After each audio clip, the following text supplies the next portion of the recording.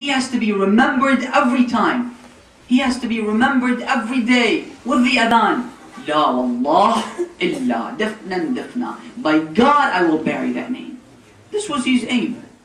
And that's why Yazid ibn Muawiyah eventually, although he only ruled for 3 years, eventually he destroyed the house of God. He destroyed the Kaaba with a catapult. Destroyed the Kaaba. وَاسْتَبَاحَ الْمَدِينَةِ. And he allowed his soldiers to do whatever they want in the holy city of Medina. This was his aim. That's why when Imam al-Hussein alayhi salam came and he revolted against Yazid, he stopped him, he prevented him from destroying the religion of Islam. That's why all the prophets are now indebted to Hussein. When we visit the shrine of the Mawla, of the Master, we say, Assalamu alayka ya waratha Adam safwatillah. Peace be upon you, O inheritor, O heir of Adam, the chosen one. Assalamu alayka ya waratha Nuhin, Nabiyullah. Assalamu alayka ya waratha Isa, O heir of Jesus, O heir of Moses, O heir of Ibrahim alayhi salam. That's why when we remember Hussein, in effect, we're remembering all the prophets and the religion of Islam and the cause behind safeguarding the religion of Islam. Brothers and sisters, tomorrow is the day of Ashura. Tomorrow, the biggest tragedy befell mankind. Tomorrow, the ultimate sacrifice happened. It was like tomorrow that the lantern of guidance was martyred. It was like tomorrow that the ark of salvation was destroyed and was killed viciously. Brothers and sisters, a man comes to Imam Sadiq saying, Ya ibn Rasulullah, why is it that we mourn Hussein not like the way we mourn his grandfather Rasulullah? We all know that his grandfather is better than him. We all know that his father is better than him. We all know that his mother, Fatima al-Zahra, is better than him. He said to him that because when the Prophet of Islam died, Amir al-Mu'mineen was there.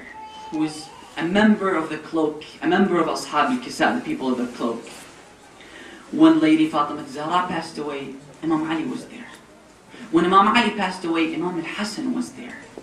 But when Imam al-Hussein died, all the members of the cloak perished. They all died. That's why in the eve of Ashura, when Lady Zainab heard the Mawla saying that I'll die tomorrow, she said, Al-yawma tajaddi Muhammad. Al-yawma tat ummi Fatima. It is like today that my grandfather died.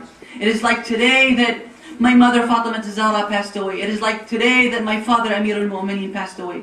It is like today that my brother Hassan died.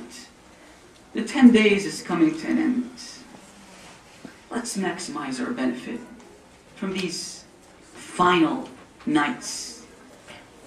See, Imam Hussein knew that there is nothing better than martyrdom for him.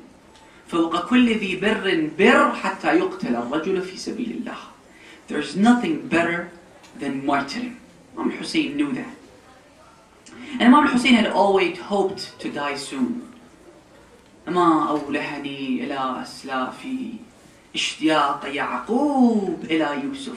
I longed for my parents, for my predecessors, my brother Hassan, my mother Fatima al-Zahra, the way Yaqub longed for his son. Yaqub cried 40 years until he met with his son Yusuf. The same way I feel towards my parents, towards my grandfather Rasulullah, and towards my brother Hassan. وما أولهني إلى أسلافي اشتياق يعقوب إلى يوسف وخير لي. And Allah subhanahu wa ta'ala prescribed death upon me. He knew that he's going to be killed tomorrow. Now, they were in the tent when the people in the tents, including Imam Hussein, Al-Fadl Abbas and his companions, suddenly heard the sound of horses approaching, coming close to the tent. Imam Hussein said to Al-Fadl Abbas, go see what these people want. He went outside. It was Shimr ibn Joshan. He said that I was dispatched by Ubaydullah ibn Ziyad, giving you an ultimatum. Either you pledge your allegiance now for Yazid and for Ubaydullah ibn Ziyad, or I should kill you straight away. The war should start. Abu al-Fadl Abbas returned to the tent of Imam Hussein. He said to him that the people want to fight. The Imam said, "Irkab bi nafsi ant." Ride on the back of the horse, may my life be ransomed for yours. And tell them to postpone the fight until tomorrow. Why? Imam Hussein gives 4 reasons. The first, فَإِنَّ رَبِّي يَعْلَمُ أَنِّي أُحِبُّ الصَّلَاةِ. Because Allah subhanahu wa ta'ala, my creator, knows that I love to pray. Because of praying, Imam Hussein postponed the fight. Although he wanted to be killed. He knew eventually he'll be killed. And also, if he postpones the fight until tomorrow, he'll have to endure thirst. He'll have to suffer a lot more than if he fights today. But despite all of that, he chooses to fight tomorrow. For the war to start tomorrow, then die today and not endure thirst. Allah subhanahu wa ta'ala created us. And He knows better of our weaknesses and our strengths. And He says, إِنَّ الْإِنسَانَ خُلِقَ هَلُوعًا. We're restless. Our soul is replete with anxiety. That's why we're always in pursuit of something that satisfies our desires, satisfy our needs, but will never reach satisfaction. إِنَّ الْإِنسَانَ خُلِقَ هَلُوعًا إِذَا مَسَّهُ الشَّرُّ جَزُوعًا. And whenever calamity strikes, we reach a stage of despair. We don't know what to do. We plunge in distress. إِلَّا الْمُصَلِّينَ. With one exception. Those people that pray. But it doesn't come unconditionally. It comes with two conditions. The first condition, الَّذِينَ هُمْ عَلَى صَلَاتِهِمْ دَائِمُونَ. Those people that pray constantly. Not pray today and take a day off tomorrow and then pray again after tomorrow. No, pray constantly. And the other condition is وَالَّذِينَ هُمْ عَلَى صَلَاتِهِمْ. And those that protect their prayer. Now protection comes in different dimensions, comes in different aspects. You have to protect prayer as in pray on time. You have to protect prayer as in concentrate while you pray to Allah subhanahu wa ta'ala. And not like many people, when they stand to pray, a million things come to their minds. They start to think about everything but salat. And therefore we have a tradition that says there is a special devil, special shaitan. His sole purpose in life is to cause distraction for you when you start praying. That's why the mihrab is called mihrab. Mihrab in the Arabic language means a place, a battlefield, a place where you go to fight. Because you have to fight the shaitan to be able to gain concentration in the salat. Brothers and sisters, you all heard this hadith that says, As-salatu amud ad-din. But you know what the implications, you know what the connotations of this hadith is? When the Prophet says, As-salatu amud ad-din, it means that the religion stands on prayer. It depends on salat. Once the pillar is removed, very much like a tent, the tent will fall. The tent will collapse.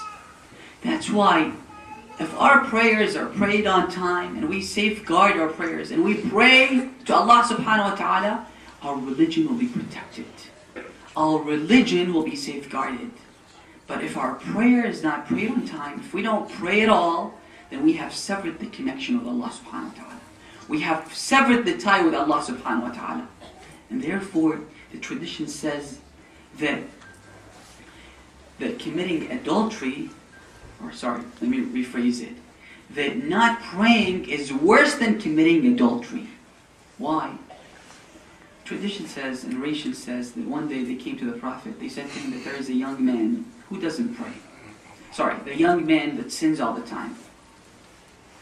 The Prophet says, does he pray? He doesn't say, okay, does he believe in God? Does he comes to your mosque, he's one of your companions, he meets with you, and he commits sins. The Prophet asks this question, does he pray? Because the foundation of our religion is salat. This is the pillar of our religion. They say, yes, he prays. The Prophet then says, then his salat will forbid him from the evil he's doing and enjoys good. إِنَّ الصَّلَاةَ تَنْهَى عَنِ الْفَحْشَاءِ والمنكر. But once a person